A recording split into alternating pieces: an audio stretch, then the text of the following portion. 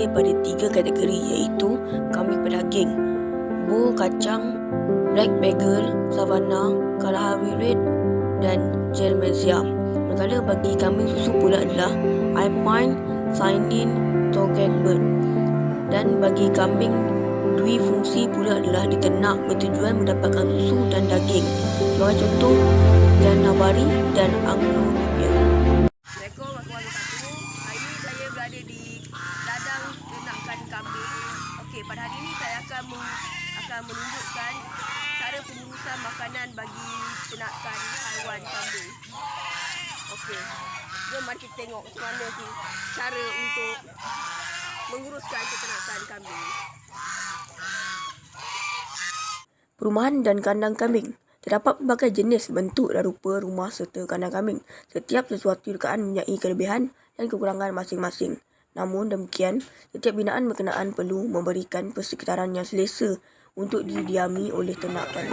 Di samping itu, binaan rumah berkenaan sebaik-baiknya membantu memudahkan kerja-kerja pengurusan harian ternakan dilakukan.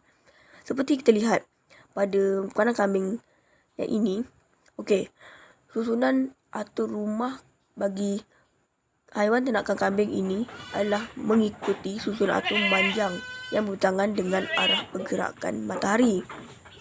Hal ini kerana cahaya matahari di waktu pagi dan petang boleh mencecah di bahagian tengah rumah. Ini bertujuan untuk merendahkan kadar kelembapan dan menjadikan rumah kambing sentiasa kering.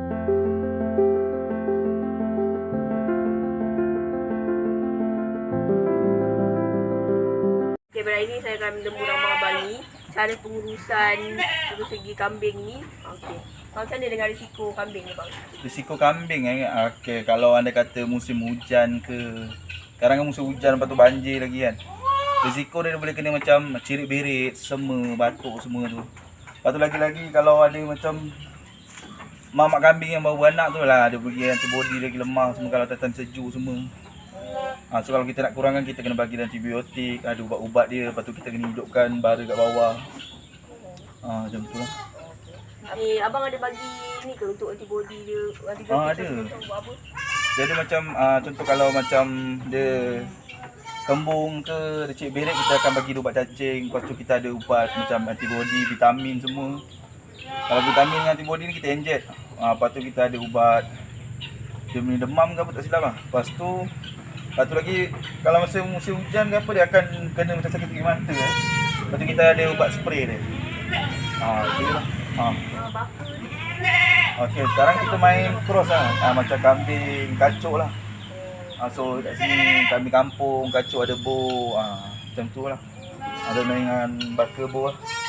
Kacuk lah, kacuk. Apa ni abang, berapa lama abang bela kambing ni? Bela kambing dalam masa 2 tahun. 2 tahun? 2 tahun. Mula-mula kecil lah ni. Ni dia kandang asal dia ni. Lepas tu ini baru lagi tahun ni silap. Lepas tu ada banjir kena kan. So terduduk sikit lah sebab banyak mati masa banjir kan. Ya, boleh kita tengok kambing-kambing ni, bang. Jalan.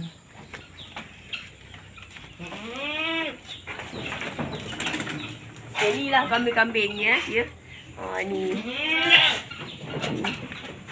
Antara tumbuhan hijau yang menjadi pilihan untuk peternak adalah rumput minyak, kerana ia dapat menjimatkan kos dan adalah salah satu alternatif sumber bagi menggantikan dedak dan pelet haiwan sejak belakangan ini. Rata-rata peternak skala kecil seperti abang ini memilih untuk menanam sendiri tumbuhan itu kerana mendakwa harga dedak dan pelet naik antara 3 hingga 10 ringgit bergantung pada jenisnya sejak negara dilanda pandemik COVID-19 pada tahun lalu. Semua makanan kambing secara amnya boleh dibahagi kepada 2, iaitu makanan utama, rumput atau daun hijau, dan makanan tambahan. Peternak selalu digalakkan untuk memperuntukkan sebahagian kawasan untuk tanaman makanan ternakan, terutama rumput napier atau jagung. Ini adalah kerana 2 tanaman ini mempunyai pengeluaran yang tinggi dan sangat sesuai ditanam untuk kawasan yang kecil. Walaupun demikian, terdapat tanaman lain yang sesuai ditanam dan dijadikan sebagai makanan ternakan. Antaranya ialah rumput denia, rumput humidicola, Setaria, Centrosema, taman kekacang, petai belalang, Leishena, Leucocola, daun nangka dan Glycidicia. Dan daripada itu, peternak boleh menggunakan bahan-bahan makanan seperti ampas kacang soya, mil kacang, mil ikan sebagai sumber protein, penggunaan ampas sagu rumbia, dedak padi, lebihan makanan seperti nasi juga boleh diberikan sebagai sumber tenaga. Ternakan memerlukan makanan seimbang yang mengandungi zat-zat nutrien seperti protein, karbohidrat, lemak, vitamin dan garam galian. Kekurangan zat-zat ini di dalam makanan ternakan akan membawa kepada masalah kesihatan di dalam jangka masa panjang. Secara tidak langsung menjejaskan prestasi ternakan dan projek ternakan secara amnya. Setiap zat-zat nutrien mempunyai fungsinya yang tertentu. Zat protein diperlukan oleh badan untuk membina otot-otot yang kuat selain menjadi elemen penting di dalam proses pemulihan. Karbohidrat diperlukan sebagai bekalan tenaga. Demikian juga dengan lemak.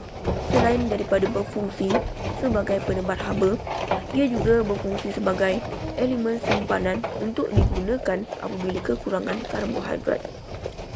Vitamin merupakan zat nutrien yang penting walaupun ia cuma diperlukan dalam kuantiti yang sedikit. Kekurangan vitamin boleh menyebabkan beberapa fungsi sel dan organ terjejas yang mana membawa kepada berlakunya penyakit kepada haiwan. Garam galian yang penting seperti kalsium dan fosforus diperlukan untuk pertumbuhan tulang, gigi dan kesihatan. Kekurangan garam seperti natrium boleh ketidakseimbangan tekanan bendali di dalam badan. Berbanding zat-zat lain yang boleh didapati pada sumber makanan ternakan seperti rumput dan daun hijau. Pemberian garam jilat boleh membantu menampung kekurangan yang mungkin berlaku pada sumber makanan tersebut.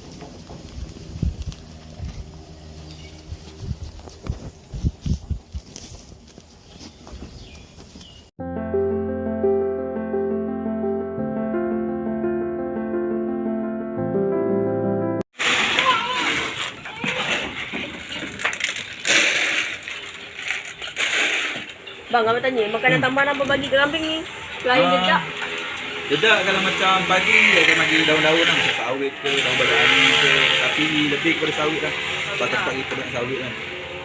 Dalam petang kita akan bagi dia dedak, dedak jenama FFM eh.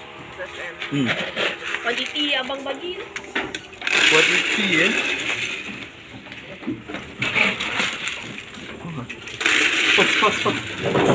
Saya akan tunjukkan tanya macam mana ada dedak bagi makanan kambing. Ya bang, yang mana? Okey, kalau macam saya pakai jenama FFM lah. FFM berhad dengan satu lagi sunsun. Sunsun dia jenis kasar sikit. Lepas tu macam cakap garam mineral untuk kambing ni garam ni. Ni kambing akan jilat lah kalau dia kurang-kurang mineral ke apa dia akan jilat garam. Lepas tu macam saya cakap gula merah ni. Ni gula merah. Ni kita bancung dengan air. Ni gula merah. Tengoklah macam buat ubat dia pula.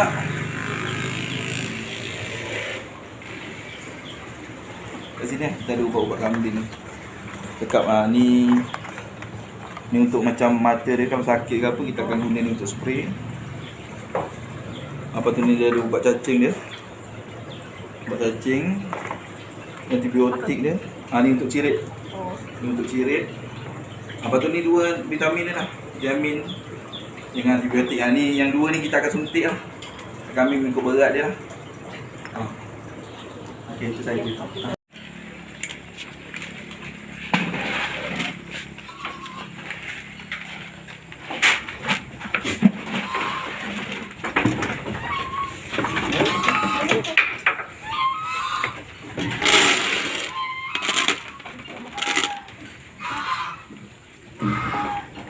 Okey, baru kita masuk rumah.